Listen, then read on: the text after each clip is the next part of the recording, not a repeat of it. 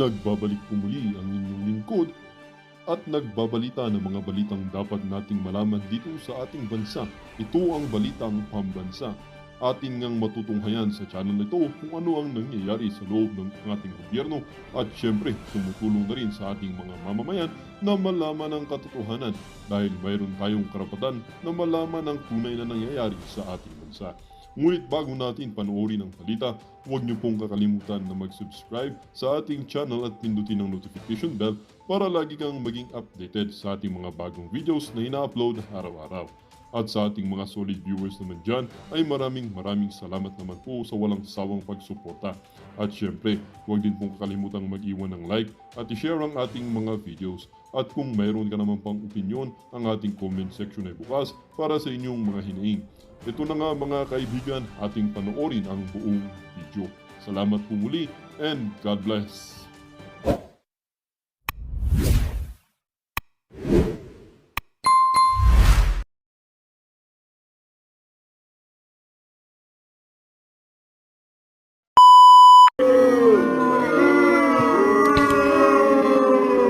Oo, wag nyo nga kaming gawin tanga kayo. Obvious naman kung sino yung nag-uutos dyan. Wag nyo nga kaming, ako na. Ewan ko na lang talaga sa inyo Bakit may mga ganyan kayong pag-iisip? Oo, tuloy natin.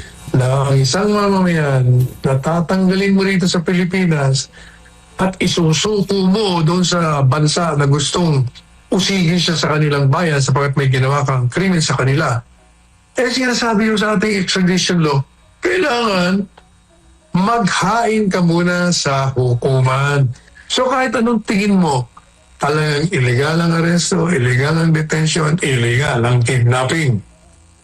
Lahat to illegal Kaugnay naman sa usapin ng paghahain ng petisyon sa Korte Suprema ng Habeas Corpus ay pinaliwanag ni Panelo na hindi naman daw ang pagkakaroon ng jurisdiksyon ng Korte Suprema sa ICC ang pinag-uusapan.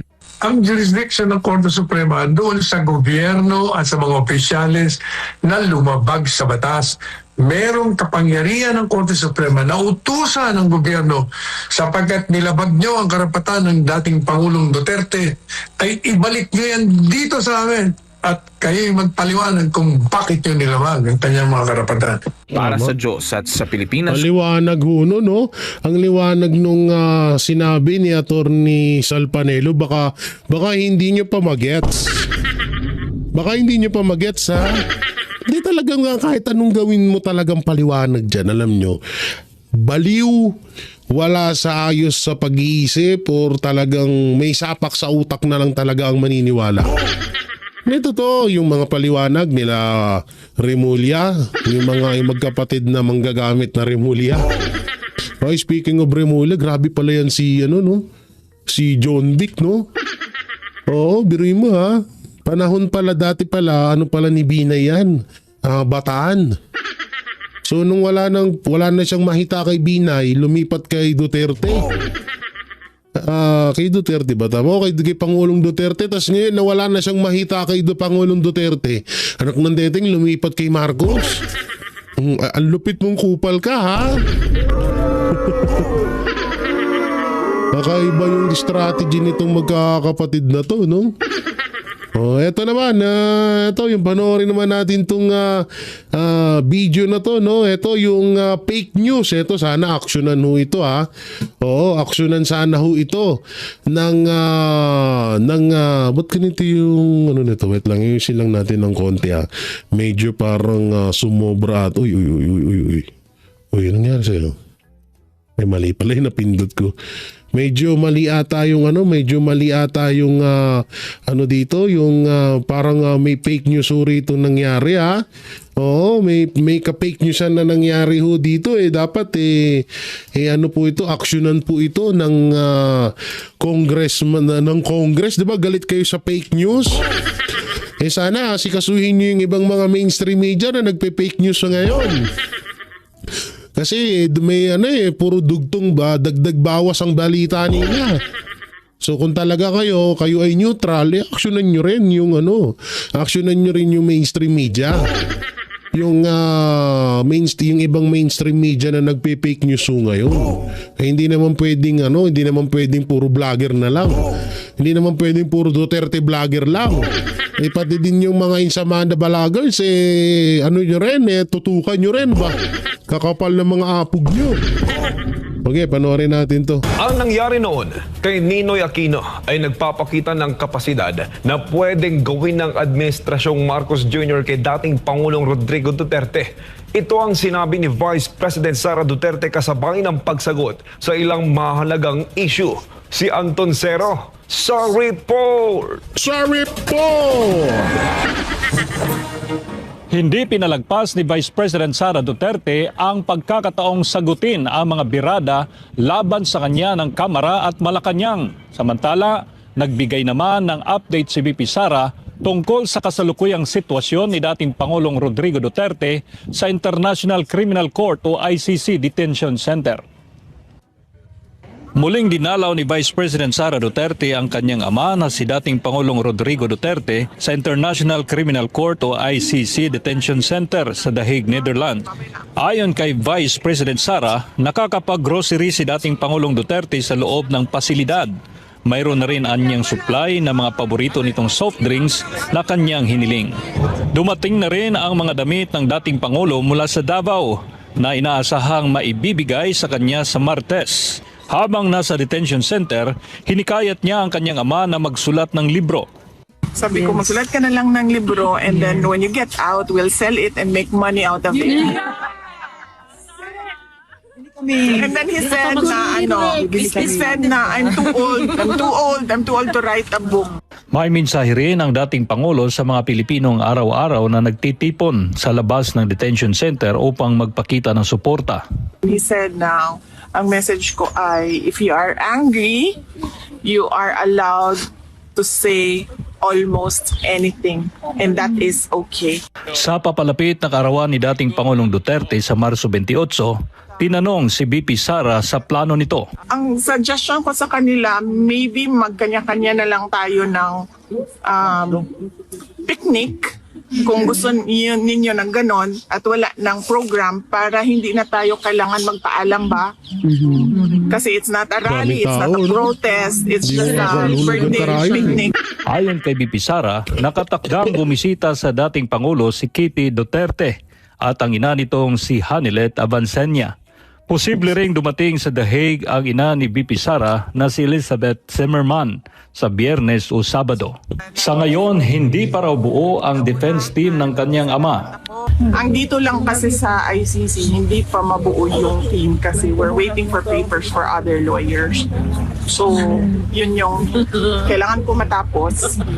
And then, kailangan ko ma-introduce yung lawyer in charge for PRD inside and the outside world doon sa mga kapatid ko and sa kay Shelito para pwede na akong bumalik sa Pilipinas and then pumunta na lang dito kapag kailangan.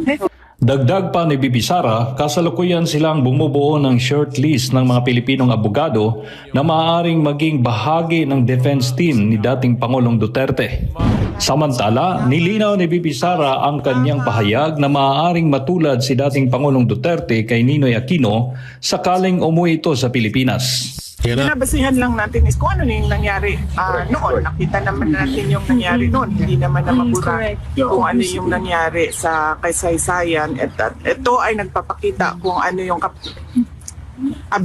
kapasidad or capacity nila to do these kinds of things, including that extraordinary rendition where they took the former president from Philippine soil and brought him to The Hague.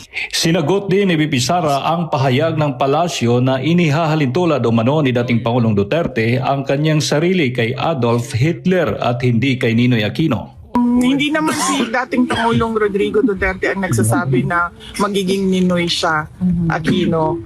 Ang nagsabi nun ako at hindi si Pangulong Duterte. Those were my... Katabi mo kasi yung mga fake news eh. Kaya sa bandang kanan mo, Ma'am Sara, ibigyan mo nga ng isa yan.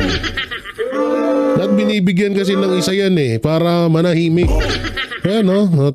Ano siya wala siyang kasi yung balita niya kasi, ang pinapalabas kasi nitong mga hinayupak na to ng mga mainstream media, parang hinahalin tulad daw ni Pangulong Duterte yung sarili niya kay Ninoy Aquino.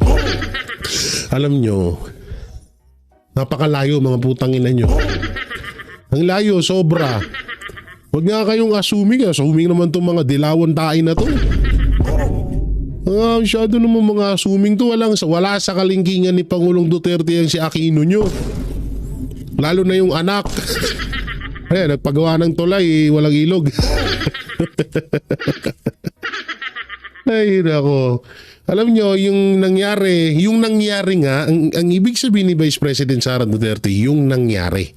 Yung maaaring mangyari. Maaari. So, in English, basta yun na yun. Layo, alam nyo, wag nyo ipagsiksikan yung Ninoy nyo, yung Aquino nyo kay Pangulong Duterte, sobrang layo. Una, senador lang. Si Aquino, si Senior, yung namatay, no? Senador lang yun. Pangulo, dating Pangulo, si Pangulong Duterte, no? Pangulo yan, no? Tapos si Ninoy, una-una, matatawag na rin natin na, paano ba? Ayoko naman sabihin na weak, gano'n. Pero parang, una-una si Ninoy is kampon niya yung mga makakaliwa ngayon. Siya yung protector ng mga NPA, ganon. Sabi nila yun, no? So, malayo pa rin kasi si Pangulong Duterte, isa sa mga naging kinatakutan ng mga makakaliwa. So, kung ano man yung sinasabi nyo na kaparehas or hinahalin tulad, walang ganon. Mahiya naman kayo sa mga katawan nyo. Oo, si Dilima siguro maahalin tulad mo kay Ninoy Aquino, Senior, kung buhay pa. Ay si ano na lang, si Trillanes, ganon, pwede. Ayan, mga protector ng mga makakaliwayan. So siguro yan sila, pero si Pangulo alayo ha, tsaka doon sa mga mainstream media na patuloy sa fake news laban sa mga Duterte, magtitigil kayo. Puntahan na nyo, pag nakaupo si Vice President Sara Duterte bilang Pangulo, lahat kayo mawawalan kayo ng prangkisa, tandaan yan. Hindi, joke lang. Bali, hindi naman kasi ganun ng mga Duterte, no? Hindi sila mahilig mamersonal.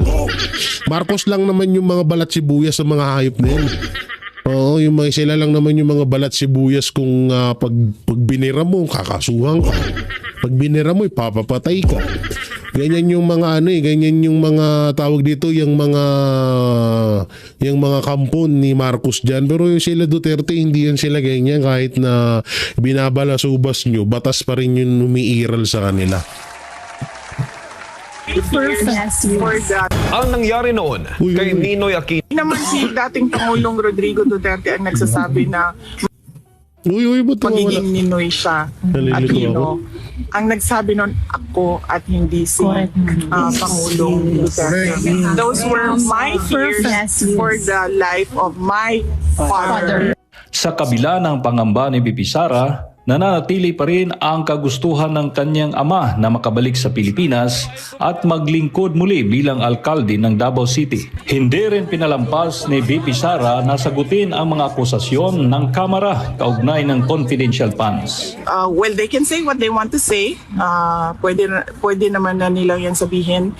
And ako din, nag-file na rin si Congressman Pantaleon Alvarez questioning the budget and what happened to the budget and the constitutional infirmity and irregularities in the budget. And then I can say what I want to say. It doesn't have to be na dahil pinupuna ko sila sa ginagawa nila sa ating bayan ay kailangan ko din sagutin yung sinasabi nila. Tama naman, no? Sila lang titira ng titira. Sila lang yung babanat ng babanat, tangina nila Yung na talaga sa totoo lang, yung na talaga magmura. Kaso kung ganyan palagi yung mga epal na congressman yung mapapanood mo, mapapamura ka. Totoo lang. Hindi, ito sa mga congressman, hayaan nyo na tanggapin nyo kung ano yung balik sa inyo. Kasi nagsasalita kayo eh. Hindi naman kayo bilong, hindi naman kayo kasali sa usaping ito na ikiepal kayo.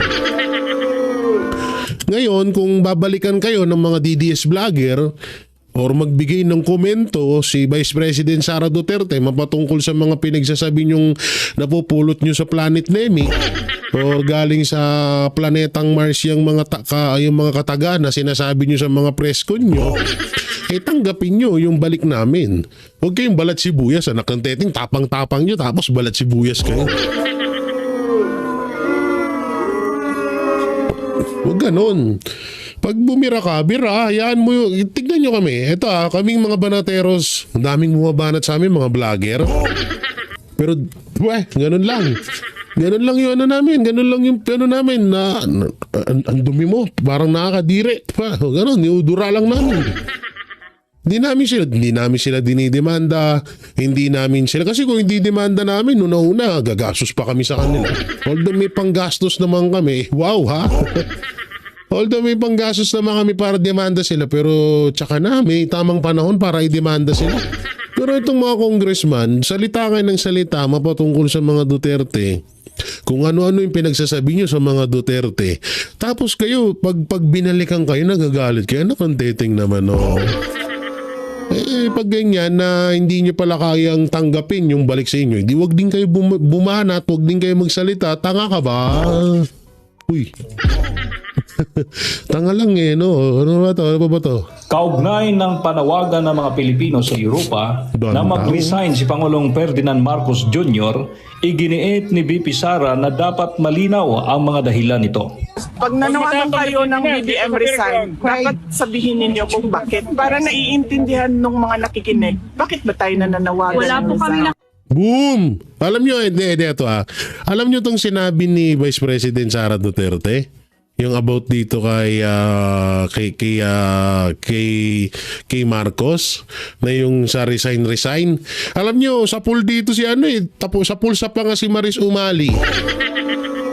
Hindi, totoo lang, sa pulsa pa nga.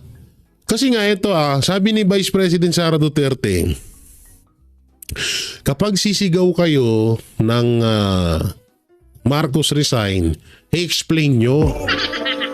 Kasi nga, tulongges yung ibang mainstream media na nandiyan ngayon sa Netherlands. Kasi nga, bungol. Kasi nga, ob-ob.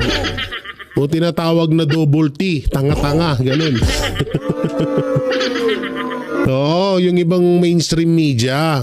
Kasi nga, biruin mo, ang taong bayan yung sumisigaw ng Marcos resign. Ang ilalabas nila sa kanilang mga network, sinabi daw ni Vice President Sara Duterte na Marcos resign. Hindi mo tanga, di ba? Kaya yun, sa susunod yan, sa mga lahat na makakapanood itong video na to, kapag sumigaw kayo ng Marcos Jr., i-explain nyo. Halimbawa, ayaw mo kasi addict siya. Ayaw nyo dahil sa ginawa niya kay Marcos. Ayaw nyo dahil ang likot ng panga niya. So dapat i-explain nyo kasi bobo yung ibang mainstream media. Sa pool sila dito sa pool sila dito sa sinabi ni Vice President Sara Duterte Oo, sa pool sila napangahan si Maris Umali. Tingnan mo, lapad ng panga. Na dapat malinaw ang mga dahilan nito. Pag nanawagan kayo ng BBM resign, dapat sabihin ninyo kung bakit. Para naiintindihan ng mga nakikinig, bakit ba tayo nananawagan? Wala po kami na... Mula dito sa The Hague, Netherlands. Ano kasi ang bububo ng ibang mainstream media talaga? Totoo lang, sobrang napaka tulunggis talaga. Sa totoo lang, ewan ko ba Pero si Vice President Sara Duterte yung nagsabi ng about sa, mamaya na ito ba yun? Wait lang ha. Ikaw ba yun? Ito pala yung re-reaction.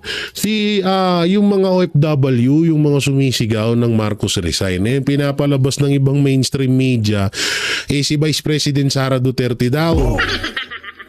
Tapos ito pa malupit dyan, may isa pa silang strategy. Itatanong nila kay Bobong Attorney Blurred Kaya kay Bobong Attorney Blair, yung tanong na yun na sasabihin ng mainstream media, attorney, ano pong masasabi nyo sa sa panawagan ni Vice President Sara Duterte na mag-resign na si Marcos? Kasi itong tanga naman, hindi naman nagre-research. hindi man lang nagtatanong, hindi man lang inusisa muna kung totoo ba yung sinabi ng media na yun o hindi. Umentrada naman agad. Kasi ganito yan. Siguro po ay siya lang ang makikinabang niyan. Munta nga lang, di ba? Hindi mo lang tinignan kung totoo ba yung sinasabi ng media. Naniwala ka naman agad. Malay natin, baka mamaya nasa script na talaga nila yan. So ito, panoorin din natin to. Ito grabe to. Grabe tong video na to. Talagang mismong taong bayan na talaga ang gumagawa ng hakbang para hindi makapagnakaw ang kawatan na gobyerno. So panoorin natin to. Bilang matinding pagtutol sa Administrasyong Marcos, maglulunsad ng malawakang protesta ang mga overseas Filipino workers sa pamamagitan ng OFW Zero Remittance Week. Ouch. Simula March 28, 2025. Ano ang kahulugan ng kilos protestang ito at gaano kalawak ang epekto nito? Alamin sa ulat ni Anton Cero. Ouch! Isang matapang at estratehikong hakbang ang ikinasa ng mga OFW. Isang linggong pagtigil ng remittances sa Pilipinas upang iparating ang kanilang mariing panawagan sa Administrasyong Marcos. Pauwiin na si dating Pangulong Rodrigo Duterte. Mula sa Pilipinas hanggang sa iba't ibang panig ng mundo, nag-aalab ang damdamin ng maraming Pilipino sa ginawa ng Administrasyong Marcos Jr. laban kay dating Pangulong Rodrigo Duterte. Ang pag-aresto sa kanya at pagkakakulong ngayon sa ICC Detention Center ay nagdulot ng malawakang pagkondina, isang hakbang na itinuturing ng marami bilang iligal at isang anyo ng political persecution. Dahil dito, sunod-sunod na protesta at pre-rallies ang isinagawa ng mga Pilipino, hindi lamang sa bansa, kundi maging sa iba't ibang panig ng mundo. Sa Europa mismo, kung saan matatagpuan ang ICC, matinding suporta ang pinakita ng mga overseas Filipino worker. Hiling nila, pauwiin na si Pangulong Duterte sa Pilipinas. At upang idiin ang kanilang panawagan, inilunsad ng grupong Maisog Croatia ang OFW Zero Remittance Week, isang kilos protestang layong patigilin ang pagpapadala ng pera sa Pilipinas bilang malinaw na mensahe ng pagkondina sa Administrasyong Marcos. Kinumpirma mismo ng grupo ang hakbang na ito. Kinukumpirma ko po na mag-uumpisa po ang OFW Zero Remittance Day on the 80th birthday of our beloved former President Rodrigo Duterte, which will be on March 28 until April 4. Bukod dito, isang panawagan ang ipinaabot ni Maisog Croatia Vice Chairman Erwin HR, isang hamon sa lahat ng OFW sa buong mundo na makiisa sa naturang protesta. Anya, ito ang kanilang paraan upang marinig sila ni Pangulong Ferdinand Marcos Jr. at agarang ibalik sa bansa si Duterte. And I hope that our respected President of the Republic of the Philippines, His Excellency Ferdinand Marcos Jr. will hear us, OFWs. Please send our beloved President Duterte back home. Please. I have nothing against you. Just please send him back home. This is the call for all OFWs around the world. Thank you. Simula nang makulong si Duterte sa ICC Detention Center sa The Hague, Netherlands, araw-araw nang may mga Pilipinong dumadalaw sa labas ng pasilidad. Isang malinaw at matinding mensahe sa buong mundo, hindi bumibitaw ang kanilang suporta sa dating Pangulong. Yun, no? Eto pag-usapan natin to. Alam nyo, doon nga kanina sa live ng Banatero sa SMNI, napag-usapan din namin ito. Itong about sa no remittance nga ang gagawin na bawi ng mga OFW para maibalik. Pag hindi ginawa ni Marcos, yan ang gagawin nila. So malaking kawalan ho sa pondo ng Pilipinas. Kasi nga doon malaki kasi yung tax na binabayaran pag yung mga nagre-remittance yung mga OFW. No? So dito kasi etong ginawa ng mga OFW, wala hong pwedeng makialam sa kanila dyan. Kasi una-una pera ho nila yan eh. Pera nila yan na dugot pawis ho ang inilaan nila dyan. So kahit sino, presidente ka man, hari ka man, o isa ka lang chismosang naluklok or isa ka lang chismosang nailagay lang bilang tigapagsalita dyan sa gobyerno, wala kang karapatan na pagbawalan or takutin sila. Una-una, pera nila yan, pinagsikapan nila yan, iniwan nila yung pamilya nila, anak, asawa, magulang para lang makapagtrabaho dyan sa lugar na yan kung saan man panig ng mundo at para kumita ng pera. So talagang doon pa lang wala ka ng pakialam dyan. Kasi may video itong si Attorney Claire na parang nananakot siya na hindi ko na para panoorin yung video na kasi sasagwa mo sa mukha nun. Pero yun nga, parang may pananakot yung administrasyon dito sa mga OFW na kesyo ganito, kesyo ganyan, pag di kayo nagpadala baka ganito mangyari. Una-una, kahit balik-balik ta rin yung mundo, sige, mas maganda, sige, pauwiin nyo na lang sila dito lahat. Hindi lalong namulubi kayo. Kaya nga gustong magkagera ni Marcos Jr. sa China para maubos tayo dito. Para wala na siyang masyadong intindihin. Alam nyo, ito kahit anong gawin ng mga OFW sa pera nila, putang ina nyo, wala kayong pakialam dun, gago. Isaksak nyo sa mga kukulti nyo, mga namo. Ha? Kung sino man yung mga nagpaplano, nagipitin yung mga OFW dahil ititigil nila ang pagpapadala sa Pilipinas dahil yun ang gusto nilang gawing ganti sa ginawa kay Pangulong Duterte, putang ina nyo, wala kayong pakialam dun. Tapos ang usapan, ha? Hindi, pasensya na ho kayo mga kaibigan, yung mga parang dyan sa mura, no? Pero nakakagigil kasi. Biruin mo, pati ba naman yung pera ng mga tao na pinagdugot pawis ang nilaan nila dyan, papakailaman mong hayop ka.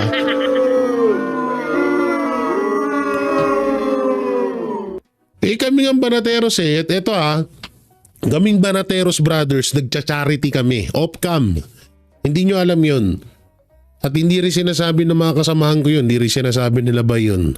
Charity kami off-cam, hindi namin pinapalabas sa mainstream sa mga channel namin, hindi rin namin pinapalabas sa SMNI. So yung ibang mga OFW gustong magpadala sa amin pero tinatanggihan namin kasi nga ang katwiran namin, gusto naming tumulong sa pera na sa galing mismo sa pera namin.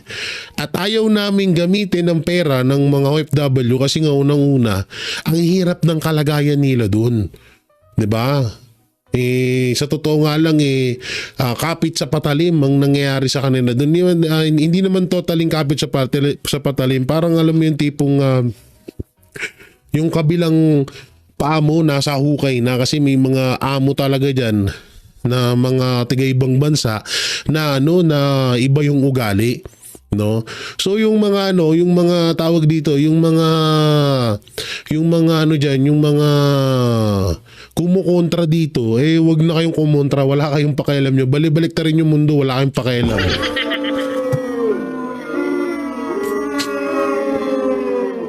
Samantalang dito na tayo. I-off na natin yan. Nasaan yan? Off na natin yan, Ito, dito tayo. Ito na, panawagan. Ito na, ito yung kinakatakot nila. Wait lang, check ko lang. Ito ba yun? Tingnan natin kung ito yun. Ito ba yun? Ito pala muna. Ito pala muna yung panoorin natin. Please. Pinaghahandaan na ng PNP ang posibleng malalaking mga protesta na ikakasa sa iba't ibang panig ng bansa para sa nalalapit na kaarawan ni dating Pangulo. Na yung protesta pinaghahandaan pero yung mga adik hinahayaan. Palakpakan. Breaking news May balita ata na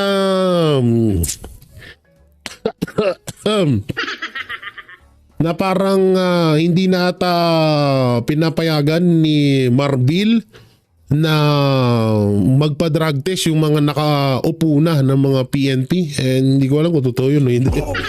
Pero yan na natin. Ito, panoorin natin. Pinaghahandaan na ng PNP ang posibleng malalaking mga protesta na ikakasa sa iba't ibang panig ng bansa para sa nalalapit na kaarawan ni dating Pangulong Rodrigo Duterte ngayong Biyernes. Si Paul Montibon sa report. Malayo man sa pamilya at sa bansang kanyang kinagisnan, hindi maikakaila na nakatanim na sa puso ng nakararami sa mga Pilipino ang pangalan ni dating Pangulong Rodrigo Duterte. Lalong sumidhi ang emosyon at pagmamahal ng karamihan sa dating Pangulo matapos itong ipagkanulo ng gobyernong Marcos Jr. at ngayon nasa kamay na ng mga dayuhan para sa mga aligasyong laban sa kanya na hindi pa napatutunayan. Sa kanyang nalalapit na kaarawan ngayong Biyernes, Marso 28, inaasahan ang malakihang pagtitipon na gagawin ng iba't ibang grupo na sumusuporta sa dating Pangulo, partikular na sa lungsod ng Davao. Kaugnay nito, abala na ngayon ang PNP sa kanilang ilalatag na puwersa para siguruhing magiging ligtas ang mga dadalo sa mga aktibidad na gagawin para kay Tatay Digong. Tama po, ma'am. Wow. Ano? Maging ligtas ang mga tao na dadalo sa birthday or sa kaarawan ni Pangulong Duterte. So, doon sa sinabi na yun, palakpakan natin. Pero dito sa PNP na to, wala akong tiwala rito. Sorry pasensya na General Pardo, pero wala po akong tiwala sa inyo. Tsaka ito lang. Pupunta yung tao doon para manawagan na ibalik si Pangulong Duterte dahil kaarawan niya. Yun ang pinakahiling ng taong bayan. Baka naman ang ayos-ayos doon ng ang ayos-ayos doon ng protesta doon biglang may manggulo. Hindi nga kasi ito nga may bali-balita. May bali-balita na wag naman sana mangyari, wag naman. Tsaka ayoko rin na mangyari to, pero may mga bali-balita na parang ayoko sabihin kasi baka mami may matakot, may hindi magpunta. Pero siguro, tsaka ko na sabihin sa inyo, pero basta doble ingat lang tayo mga kababayan ha. Doble ingat tayo, lalo na dito. Paano ba yan? Lalo na dyan ha. Mr. Bean, no? Yan po yung binigay sa atin na information na prayer rally po ang mangyayari po dyan. At we expect po na marami din po ang aatin dyan considering po na taga Davao po yung ating dating Pangulo. On the part of the PNP po ay mag-aantay po tayo ng final na datos po na ibibigay po sa atin ng PSSO po ng Davao City. On that figures po, doon po tayo magbibigay po ng figures po kung ilan po yung ating ide-deploy. But as a normal police procedure po ay deploy kayo mga 10,000 police. Oo, para yung mga adik, mga magnanakaw, mga pusher, mga hold-upper, lipana na naman. Oo nga. Mga 10,000 o kaya mga 20,000 na pulis ano nyo doon sa protesta sa iba't ibang lugar. Para yung mga adik, yung mga drug lord na magbababa ng mga kargamentos nila dito, dadalhin sa ibang mga lugar, malaya nilang gawin kasi yung focus ng kapulisan nasa rally kay Pangulong Duterte. Gano'n na lang. Wala game. Maglalatag po ng kaukulang security coverage po ang Philippine National Police para siguraduhin po ang security and safety po ng lahat po ng aaten dyan po sa activity po na yan. Yes po ma'am, ang information na ibinigay po sa atin ay mangyayari po yan sa mismong kaarawan po ng ating dating Pangulo sa March 28 po sa may Rotary Plaza, New Corellia, Davao del Norte po. At sa ngayon po ay nagkakaroon po ng pagpupulong ang Police Regional Office 11. Baka naayip ka, ingay mo. Ito. Natatawa ko dito. Ano to, babae ba yun ng mamarcha? Ulitin nga. Rotary Plaza, New Yan o, yung nasa una na pulis. Iba yung kembot Cornelia, niya.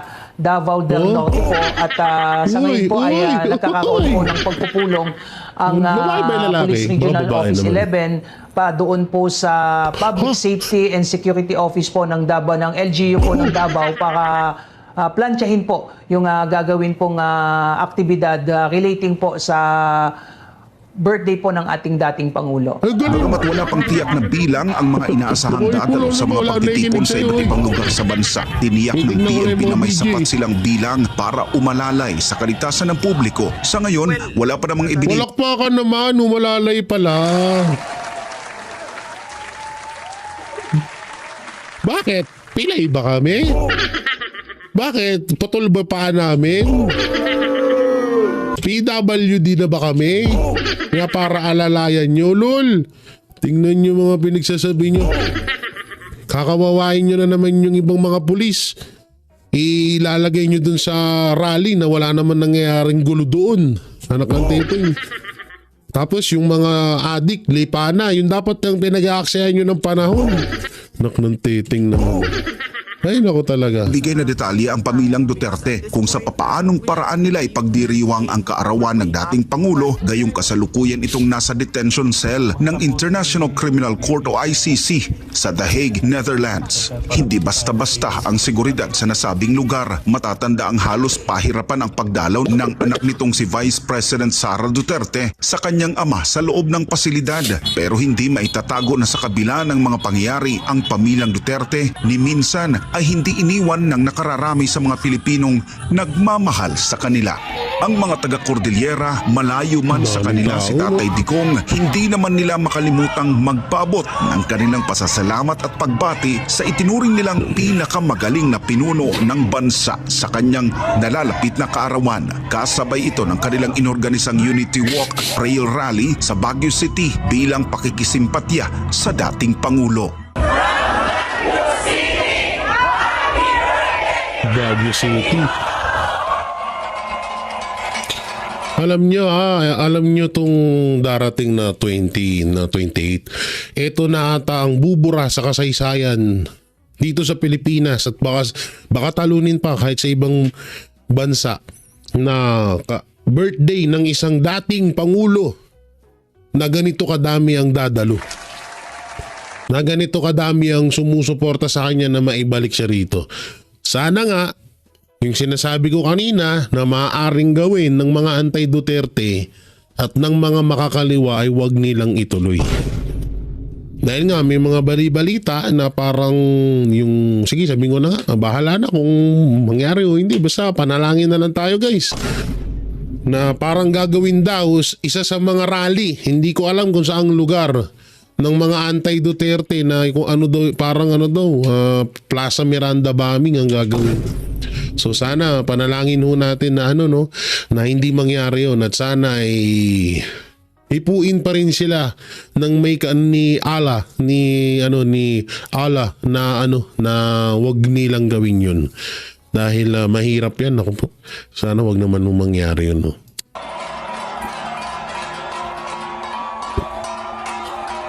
Baguio pala to. Para sa Diyos at sa Pilipinas kumahal. Kaya nga medyo kabado na si Marcos Jr. ngayon. At dito siya lalo kakabahan. Nasaan na yun? Eto dito siya kakabahan. Dito kakabahan ang mga walang ya. Wala na, finish na. Alam nyo sa nangyayari ngayon? Sa nangyayari ngayon na panggigipit sa Duterte, wala na, finish na talaga. Panoorin nyo itong video na to. Nag-aalab at lalo pang lumalakas ang panawagan ng mga Pilipino sa Europa para kay Vice President Sara Duterte na tumakbo sa pagkapangulo sa 2028 elections. Pero ano nga ba ang kanyang tugon dito? May plano na nga ba siyang lumaban para sa pinakamataas na posisyon sa bansa? Ating alamin sa balitang ihahatid ni Jason Rubrico live. Jason, magandang gabi. Bayan? Ay sorry. Mali pala, mali. Kyle, magandang gabi. Sa kabila ng Lindo sa lumalakas lindo na mo. panawagan para sa kanyang kandidatura sa 2028, nananatiling maingat si Vice President Sara Duterte sa kanyang pagdidesisyon. Ayon sa kanya, masyado pang maaga upang pag-usapan ang posibilidad ng kanyang pagtakbo sa pagkapangulo. You can gather. Nagbabala si Vice President Sara Duterte na maaaring malagay sa alanganin ang kinabukasan ng Pilipinas pagsapit ng 2028 kung hindi maaagapan ang kasalukuyang kalagayan ng bansa. Sa isang ambush interview sa The Hague, the Netherlands, diretsahan niyang inilarawan ang lumalalang estado ng ekonomiya at ang papalubhang kawalan ng pag-asa ng taong bayan. Isang sitwasyong aniyay bunga ng kakulangan ng malinaw at epektibong aksyon mula sa gobyerno. Lugmok na tayo sa kahirapan because at this point, we should be working our way up, but it seems that we are working to go to the dumpster. No?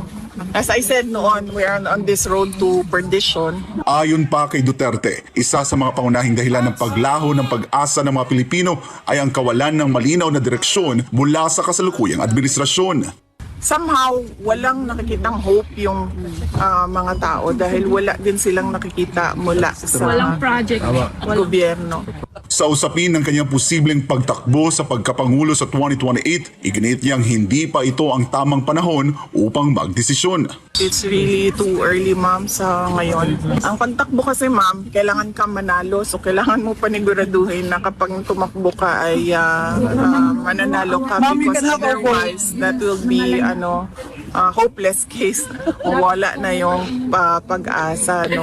So, mahirap paasahin ang mga tao tapos alam mo namang hindi ka magtatagumpay sa kandidatura mo. So, kailangan paniguraduhin na mananalo para nabibigay yung expectation ng mga tao. Meron po kayo. Ibinunyag din niya na ang payo sa kanya ay magdesisyon sa ika-4 na quarter ng 2026 kung tatakbo siya o hindi. Ang advice sa akin noon was fourth quarter of 2026. So December of 2026 supposedly yon dapat merong decision.